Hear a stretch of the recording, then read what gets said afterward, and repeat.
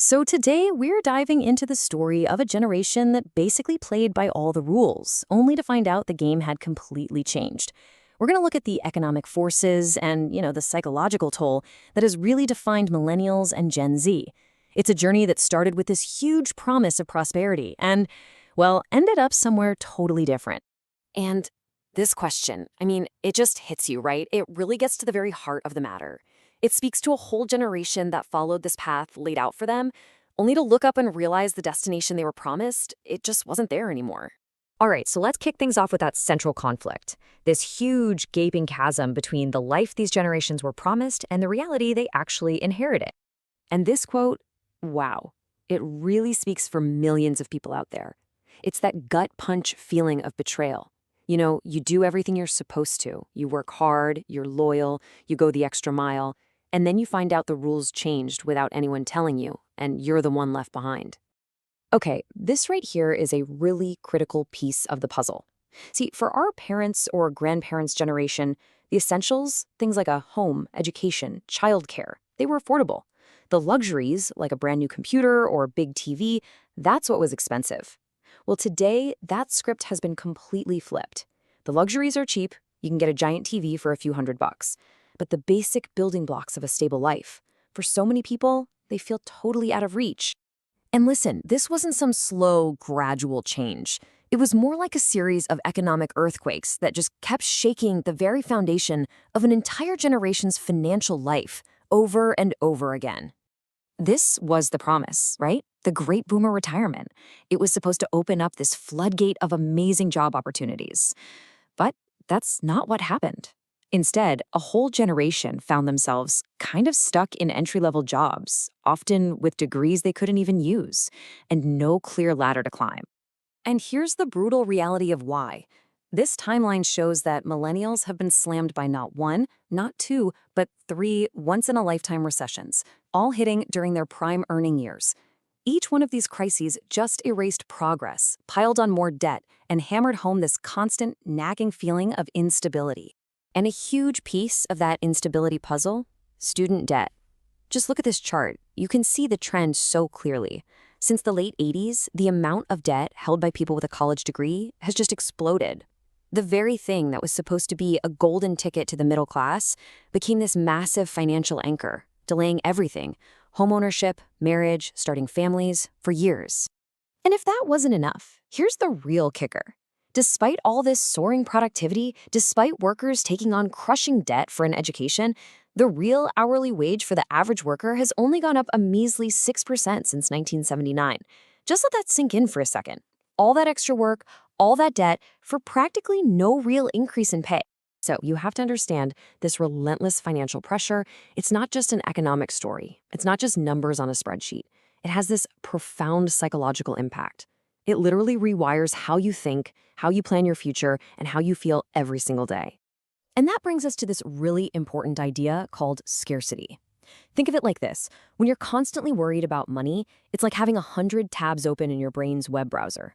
It just eats up all your mental bandwidth, leaving you with way less capacity for everything else, from solving a tough problem at work to just remembering to pay a bill on time. And this isn't just some abstract idea, right? It shows up in very real ways. It's not just feeling stressed. Research shows it can lead to physically elevated levels of the stress hormone cortisol. It creates this state of just perpetual exhaustion, a feeling that you're never doing enough, and a kind of decision fatigue where even tiny choices feel overwhelming. How can you plan for a future you can't even afford to imagine? And this quote from a millennial father, man, it just sums it all up, doesn't it? This isn't about laziness. It's not a lack of ambition. It's burnout, pure and simple. The psychological and emotional fuel tank is just running on fumes. Okay, but here's the thing. This is not just a story of doom and gloom, not at all. It's also a story of incredible adaptation and resilience. Because when they were faced with a broken system, these generations didn't just give up. Nope. They started writing a whole new set of rules. So that really raises the big question, right? What do you do when the entire playbook you are handed, go to college, get a good job, climb the ladder, no longer guarantees anything? Well, you get creative. The first answer was loud. Very loud. It was the Great Resignation. Millions and millions of workers, feeling empowered by a tight labor market, just stood up and walked away from bad jobs. They demanded better pay, better conditions, and, frankly, more respect. It was a massive, collective rejection of the status quo. Then, after all that loud quitting, something else started to happen. A quieter, but maybe even more significant shift. Quiet quitting. And let's be clear, this isn't about being lazy or slacking off. It's about rejecting hustle culture. It's about saying, I'm going to do my job and do it well from 9 to 5, and then I'm logging off. It's about drawing a line in the sand and reclaiming your life. So what you're seeing is a brand new social contract with work, being written in real time. I mean, people are now actually willing to take pay cuts just to get a better work-life balance. Side hustles have gone from being a cool passion project to a flat-out survival strategy. And the whole idea of the dream job is getting tossed aside in favor of something much more fundamental, just stability. And don't for a second think this means they're just giving up. Quite the opposite. This data from Bank of America shows that Gen Z is investing in the stock market at a rate that's actually growing. They seem to know that the old retirement systems might not be there for them, so they're taking control and building their own financial futures. So when you take a step back and look at all of this, what does it all add up to? Well, it's not just a collection of random trends. It's the fundamental redefinition of a generation's values, their identity, and their place in the world. Yeah, this image right here, I think it captures the feeling perfectly.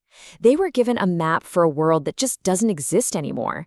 So now they're out there navigating this completely new and uncharted economic ocean, forced to figure it out for themselves and find their own way. And that really is the bottom line here. There's been this profound shift in what ambition even means. For so long, the big goal was to be fulfilled by your work. But after years of getting knocked down, for many, that goal has become way more basic, just to be functional, to have a roof over your head, food on the table, and some sense of stability. And that leaves us with this final, massive question for the future. Being functional, being stable, of course, that was always the foundation you needed. But the bigger promise, the American dream, was always about fulfillment. So as this generation keeps rewriting the rules, the biggest challenge is still out there. Can they build a world where being fulfilled isn't a luxury anymore, but a possibility for everyone? Once again,